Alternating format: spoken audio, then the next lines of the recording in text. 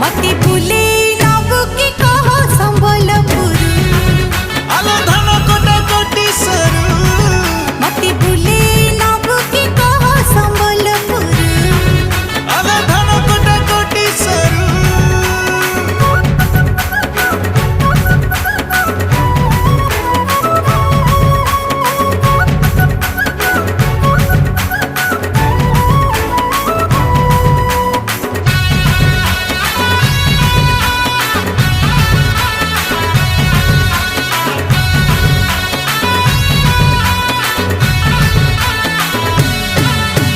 बरसक धान